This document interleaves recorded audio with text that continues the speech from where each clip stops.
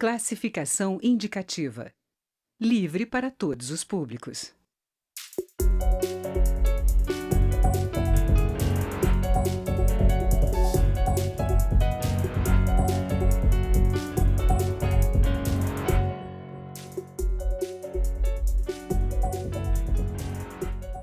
Olá! Em estudo apresentado recentemente, o Banco Mundial sugeriu acabar com o ensino superior gratuito no Brasil para diminuir a desigualdade social. Os especialistas que elaboraram o documento sugerem que o FIES seja estendido às universidades públicas. O debate sobre a cobrança no ensino superior público já existe há algum tempo na Casa e o Câmara Debate vai discutir essa proposta com os deputados Caio Narcio, do PSDB de Minas Gerais, presidente da Comissão de Educação, e Léo de Brito, do PT do Acre. Deputados, como é que os senhores receberam essa proposta de estender o financiamento público para quem for mais pobre, ter uma bolsa de estudos para estudar na universidade pública e os mais ricos pagarem para estudar na universidade pública? Deputado Léo de Brito. Olha, eu como professor da Universidade Federal do Acre, uma universidade pública, que fui do movimento estudantil lutando por uma universidade pública gratuita de qualidade, vi com temeridade. Eu fiquei, de fato, abismado, porque, de fato, na década de 90, esse tipo de interferência da parte do Banco Mundial na educação brasileira era muito comum. E o caminho que se estava tomando naquela época era exatamente esse, o caminho de cobrança de mensalidades nas universidades federais, o caminho do sucateamento. Nós estamos falando de uma questão meramente conjuntural, porque nós temos problemas hoje do ponto de vista do orçamento geral da União. Mas o caminho do sucateamento tá posto. Nós estamos vendo aí a desvalorização dos servidores públicos nesse momento.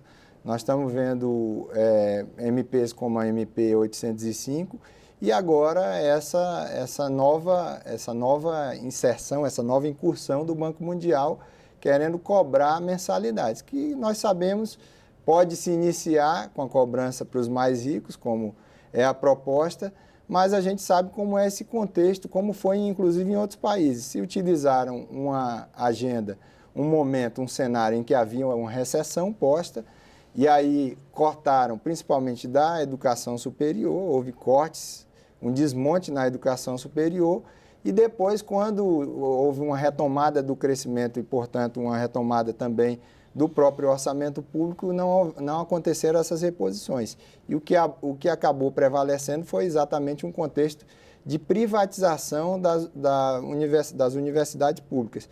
E sem levar em consideração o caráter importante das universidades públicas. As universidades públicas não são só instituições de ensino, elas trabalham com pesquisa, elas trabalham com extensão e elas trabalham também uma perspectiva cultural, uma perspectiva de cidadania que é fundamental e que faz parte do caráter das universidades. Deputado Caio Narcio, a Comissão de Educação já faz esse debate há algum tempo. Qual a sua opinião sobre essa questão? Bom, primeiramente eu inicio com as palavras do Léo. O Léo é muito feliz que a universidade no Brasil ela foi proposta para ser uma universidade pública, gratuita e de qualidade. Eu acho que de qualidade ela atingiu. Ela ser gratuita, ela está sendo. Ela só não está sendo para todos. Então, na realidade, a gente não pode se enganar. Primeiro, eu acredito que a educação é assunto de soberania nacional. Então, não é o Banco Mundial que tem que vir aqui dizer para a gente o que nós temos ou não temos que fazer para o país. Mas é importante a gente entender que a universidade não é pública. Ela é elitizada mesmo com todos os esforços de transformar ela em o mais acessível possível, através das cotas, Ela ainda é um espaço em que você promove educações distintas para pessoas que tiveram oportunidades distintas e submete a essas pessoas um processo igual para pessoas desiguais. Então, tem uma pessoa que estuda a vida inteira, escola integral particular com qualidade no ensino básico e ensino médio, e promove essa pessoa para fazer uma concorrência com uma pessoa que passou estudando e trabalhando no ensino básico, estudando e trabalhando no ensino médio público, que é de inferior qualidade, que é inclusive o contrário. Hoje no Brasil, todos querem estudar em universidade pública, porque ela tem mais qualidade que a privada. E no ensino básico e médico é o contrário. As pessoas querem estudar em escola privada porque tem mais qualidade que a escola básica. Então o desafio aqui é a gente tem que parar de se enganar. Primeiro, a universidade não é pública. As pessoas que precisam ter acesso a ela não têm as vagas suficientes para atender todo mundo. Nesse contexto, é preciso que a gente encare uma coisa. Se ela não é pública, faz sentido você não ter condição de pagar para todos, faz sentido você pagar para quem já tem dinheiro. Então, isso é importante a gente colocar. Não tem, da minha parte, o desejo de tornar a universidade pública em privada. Eu acho que é o contrário. A universidade pública desempenha um papel fundamental no Brasil. Ela tem o papel, como foi dito aqui pelo Léo, de pesquisa, extensão e cultural, de inserção na sociedade brasileira, que nós temos que construir. No entanto, nós temos que parar de nos enganar. A universidade ela não atinge quem mais precisa. E nós vivemos hoje uma dicotomia. Quem tem dinheiro estudando de graça no ensino superior no Brasil e quem não tem está pagando. Então, é importante que a gente pare de se enganar e coloque essa discussão num nível de racionalidade e de sinceridade. Pois é, deputado, o estudo do Banco Mundial diz que 65% dos estudantes das universidades públicas pertencem aos 40% mais ricos da população. Né? Esses são os dados do Banco Mundial, algumas entidades discordam disso. Quer dizer, o senhor não concorda que isso também a gente pode estar distribuindo renda ao inverso, quer dizer, dando dinheiro do Estado para quem poderia pagar pela educação? O ex-presidente Fernando Henrique, que inclusive é presidente de honra do PSDB, colocou de maneira muito clara, defendendo a educação pública, que nós temos que melhorar o ensino público em todos os níveis.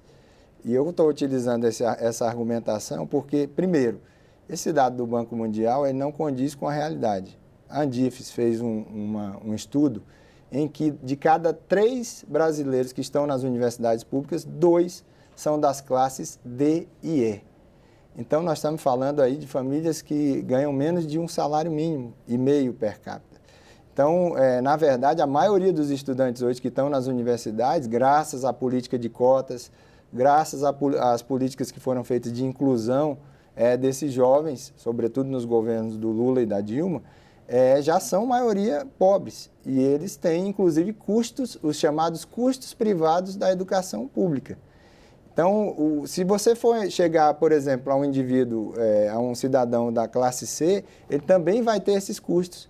Os estudos que foram feitos pelo professor Nelson Cardoso... Antes, o senhor falou Andifes, só para esclarecer, Andifes é a Associação Nacional dos Dirigentes... Das instituições federais de ensino superior. Sim. Sobre o estudo do Banco Mundial, o professor Nelson Cardoso do Amaral, inclusive, fez uma ponderação no seguinte sentido, Caio. Mesmo a classe média, as classes A e B, se forem pagar por mensalidades nas universidades federais, nós vamos ter custos em torno de 24% da renda bruta familiar. E isso também, para essas famílias, vai pesar muito no orçamento familiar. Então, a nossa visão é de que o acesso à universidade federal ela deve ser universal. Nós temos a maioria das pessoas que não têm condições hoje nas universidades federais, estamos falando de 66%, e aquelas, inclusive, que estão nas universidades privadas, graças ao financiamento estudantil, a programas como o ProUni, as pessoas que são mais pobres também estão tendo acesso às universidades privadas. Então, eu considero que nós temos uma situação de déficit fiscal e, por conta dessa situação, está se aproveitando, déficit fiscal entre aspas, porque o governo está fazendo refis aí para grandes produtores rurais. Nós estamos falando agora que foi aprovado do Repetro, R$1 trilhão em benefícios fiscais para as grandes petroleiras.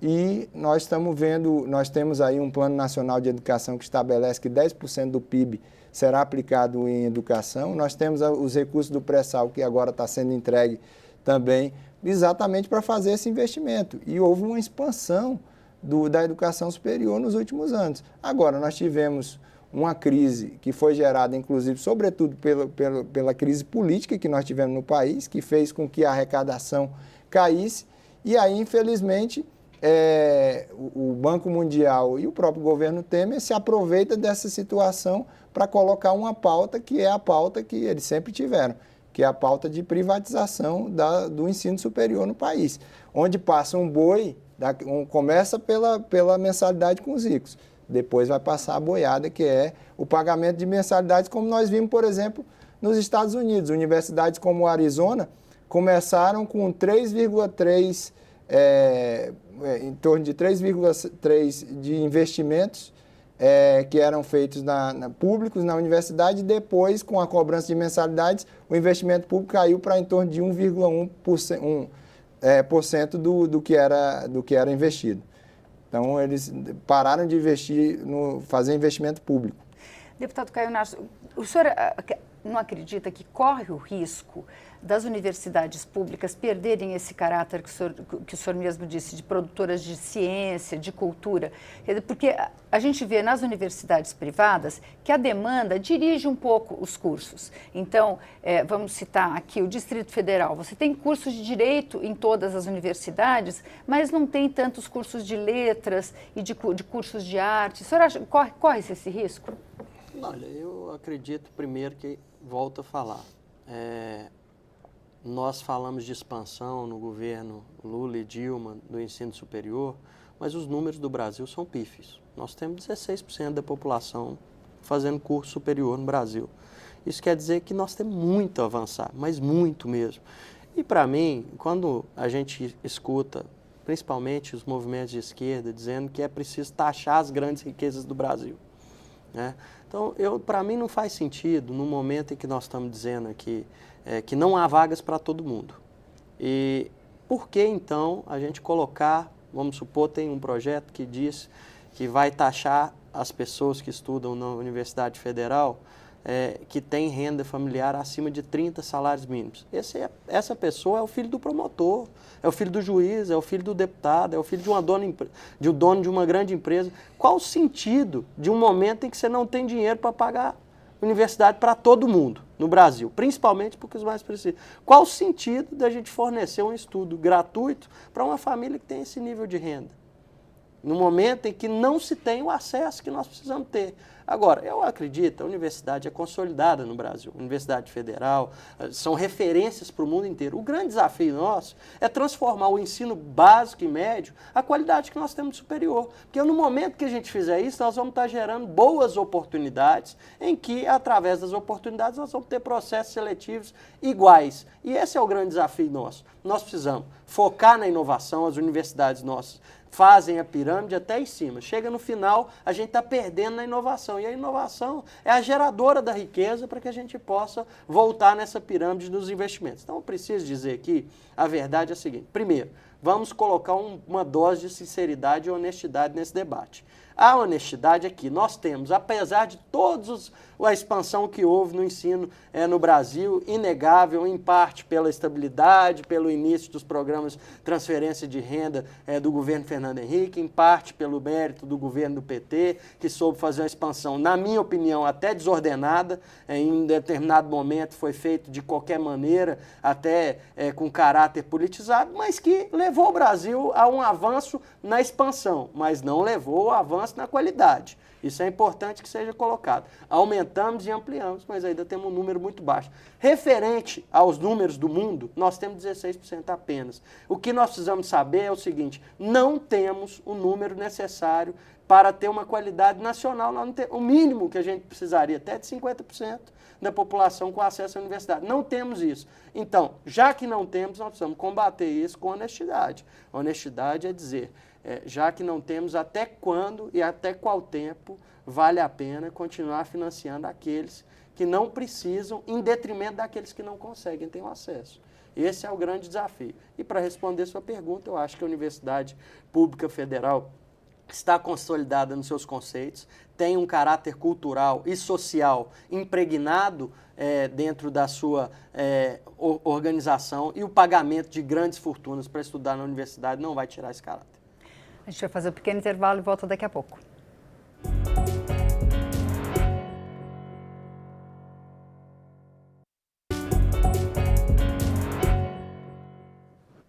O Câmara Debate está de volta. Hoje nós estamos discutindo a cobrança do ensino superior com os deputados Léo de Brito, do PT do Acre, e Caio Nárcio, do PSDB de Minas Gerais. Deputados, a deputada Bruna Furlan apresentou um projeto aqui na Câmara dos Deputados, que está sendo discutido, que permite a doações de pessoas físicas e jurídicas para que, de forma a criar um fundo patrimonial nas universidades para que elas sejam independentes de dotações orçamentárias. A gente está num período aí que se projeta de mais pelo menos 19 anos de que o orçamento está limitado ao que a gente tem hoje. Então, o orçamento tem sido contingenciado, o orçamento das universidades. Isso seria uma solução para as universidades serem independentes do orçamento. Como é que o senhor vê esse tipo de proposta, deputado Léo de Brito? Olha, eu acredito que qualquer contribuição ao orçamento das universidades que não retirem o caráter público e que não deem, por exemplo, cobrança de mensalidade, elas são importantes. Acredito que sejam importantes. Agora, obviamente, sem tirar o caráter público da universidade. Esse é um aspecto. Agora, essa situação do financiamento, eu concordo com o deputado Caio Nárcio que nós temos que ampliar. A meta, inclusive, é chegar a 34%, pelo menos a 34%. Mas as mensalidades por si só elas não vão dar conta, segundo o estudo do mesmo professor, o Nelson Cardoso do Amaral, nós estamos falando aí de um incremento na receita de 3,53%. Isso não vai dar conta da questão da situação do custeio e da expansão das universidades federais. Agora, o que o governo está fazendo? O governo está se eximindo disso. Eu quero repisar nessa situação. O governo que abre mão de recursos, o governo tem aberto mão de receitas, como nós vimos agora nesse caso do Repetro. E, obviamente, que a primeira situação onde tem os cortes é exatamente no ensino superior. É só ver o que é o orçamento de 2017 e o que é o orçamento de 2018. E como é que estão vivendo as universidades e institutos federais esse ano. Inclusive, nós tivemos uma comissão geral recentemente. Então, é claro que o Brasil vai voltar a crescer. O que vai acontecer? Quando o Brasil voltar a crescer, os investimentos públicos vão continuar sendo reduzidos. Então, é essa a preocupação que nós temos nesse momento em relação a essa discussão de cobrança de mensalidade. Agora, obviamente, que se tem fundos, se as instituições privadas elas querem colaborar nisso, é claro que isso é importante. Agora, sem retirar o caráter público que nós consideramos que é fundamental. Aliás, quando se fala em inovação, se fala em qualidade, as universidades federais é que estão no topo. Elas que produzem mais pesquisa, elas que produzem mais extensão e elas que têm um ensino de melhor qualidade no nosso país. Então, isso tem que ficar muito claro, a importância que tem a Universidade Federal para o nosso país e a importância de o orçamento da União ter uma atenção diferenciada em relação ao financiamento das universidades. Como é que o senhor vê essa proposta, deputado Caio, que é um pouco o modelo que as universidades americanas adotam, né? E que tem um pouco a influência, quem dá a dotação também tem um pouco a influência na direção das pesquisas das universidades. Aqui a gente tem uns modelos assim, algumas universidades tecnológicas, né? Em São Paulo a gente tem a Mauá, que é bem importante a contribuição das empresas, né? Veja, primeiro, durante esse ano, na presidência da comissão, nós tentamos fazer um pacote de medidas que pudesse observar que nós precisávamos de uma modernização legislativa em torno da figura das universidades e dos institutos.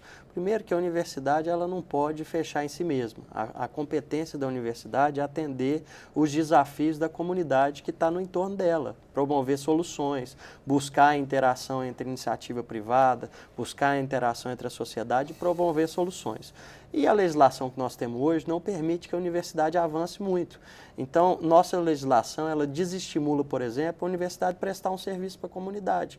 Porque, tendo em vista a figura jurídica da universidade, habitando dentro do orçamento geral da União, ela, se, por exemplo, fizer um projeto de captação para a universidade, isso não está previsto no orçamento dela, isso incide dentro do teto remuneratório da universidade. Então, na minha visão, o que é preciso ser feito é mudar a figura jurídica de como hoje a universidade compõe o papel dela dentro da estruturação do governo. Por exemplo, para mim não faz sentido uma universidade estar enquadrada dentro do teto salarial. Por quê? Porque a universidade tem competitividade mundial, ela tem contratações a ser feitas de professores de qualidade mundial, internacional, ela tem projetos de capacidade e inserção mundial. Quando você limita a universidade dentro de um teto salarial de organização governamental, você está interpretando de forma equivocada a função e a missão da universidade. Então é preciso que se mude essa modalidade que a universidade e os institutos federais estão inseridos, que se retire o teto salarial de dentro da organização, que ela saia de dentro desse ambiente em que ela está promovida dentro do orçamento geral da União e que ela tenha uma personalidade jurídica de autonomia, para que ela preste o serviço, para que ela arrecade, para que ela parcerize com a iniciativa privada, promovendo projetos de extensão, promovendo projetos de inovação tecnológica e que ela cumpra a missão dela. A legislação nossa hoje, ela não facilita isso, pelo contrário, ela dificulta.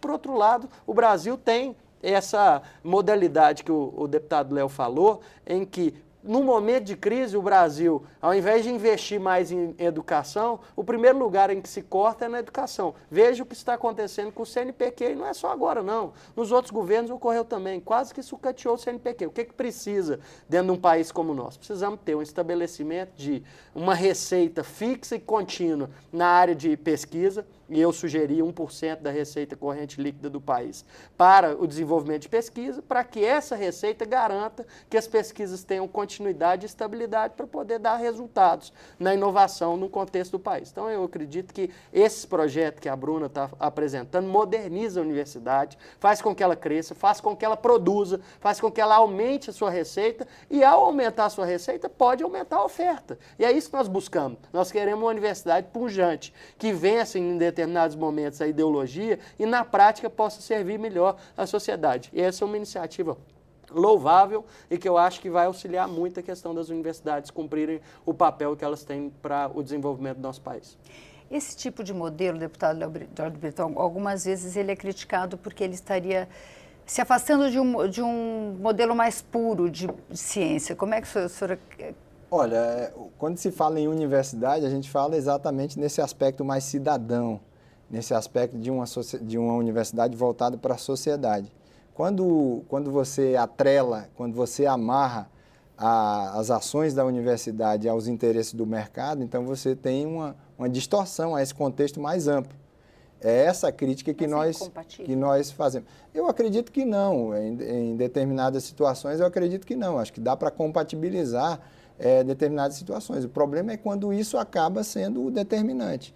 Então, a universidade ela produz na área das ciências humanas, nas áreas pedagógicas, nas áreas da biotecnologia, como é o caso da Amazônia, que é fundamental. As universidades federais hoje são fundamentais para a Amazônia. Agora, o que está acontecendo hoje é o seguinte: quando o deputado Nácio fala aqui sobre a questão do teto, a PEC do teto, que virou a emenda constitucional número 95, ela literalmente estabeleceu uma espécie de prisão para o orçamento público brasileiro, exatamente para que seja feito isso que o Banco Mundial está querendo, que os investimentos, haja um congelamento dos investimentos na área, sobretudo nas áreas da educação e da saúde, para que se busque outras formas de financiamento e cada vez mais a universidade ela vai perdendo esse caráter de soberania nacional, de pensar o desenvolvimento nacional, de trabalhar outros aspectos que não só o ensino para fazer mão de obra para o mercado, mas ela tem essa dimensão muito mais ampla, que pensa a sociedade como um todo, inclusive os seus aspectos sociais, porque hoje as ciências humanas são duramente atacadas, inclusive na Comissão de Educação. Vários parlamentares acham que as ciências humanas não servem para muita coisa. Só aquilo que é técnico, que é tecnológico, serve. E as universidades, elas têm esse caráter de despertar o aspecto da cidadania, do cidadão crítico, que é fundamental numa sociedade como essa, que não pensa só o senso comum. Então, eu vejo que esse achatamento que foi feito pela PEC do teto, ele vai fazer que se busque soluções. O deputado sempre fala aqui, não, vamos ser pragmáticos. O pragmatismo, ele vem exatamente dessa necessidade, e como tem muitos cortes, são cortes substanciais para a educação pública, para a ciência e tecnologia, porque não adianta, Caio, eles estão cortando disso, não estão cortando dos juros dos bancos, para pagar os juros da dívida pública, mas vão cortar nessas áreas. E o desenvolvimento, o desenvolvimento de um projeto de desenvolvimento nacional para o Brasil vai ficando de lado, que as universidades têm um papel fundamental. Só um minuto para o senhor concluir. Não, permita-me discordar aqui do deputado Léo. Com todo o respeito que eu tenho a ele, a PEC do teto de gastos é uma PEC que racionaliza o gasto, que faz com que o país tenha um compromisso de gastar apenas o que ele arrecada. Ao contrário disso, ele vai se endividar, e aí é uma defesa ideológica. Mas a lei de responsabilidade fiscal já estabelecia isso. Aí, então, vamos fazer o raciocínio verdadeiro, vamos fazer a defesa. Se você é contra a PEC de gastos, você defenda que você é a favor de pagar juros. É isso que tem que ficar claro aqui. Então, o que acontece com a lei do teto de gastos é que tem uma racionalização do gasto, que excetua-se as áreas da saúde e da educação, e prova maior disso é que no relatório desse ano há uma perspectiva de captação de cerca de 4,8 bilhões que pode ser direcionada para o Fundeb, por exemplo, que vai incidir na educação básica no Brasil. Então, o mais importante é dizer que a PEC do teto de gastos não veio para sucatear a educação, que o Brasil está com 80% da dívida bruta da receita dele, e que a PEC do teto de gastos veio para racionalizar os gastos e para poder fazer com que a gente tenha o dinheiro e invista. Caso contrário disso, nós vamos pedir empréstimo e pagar juros. E é isso que nós precisamos defender aqui e colocar de maneira clara. Muito obrigada, deputados. O Câmara Debate termina aqui. Você pode rever ou compartilhar este ou outros programas na nossa página ou no YouTube. Obrigada pela audiência e até a próxima.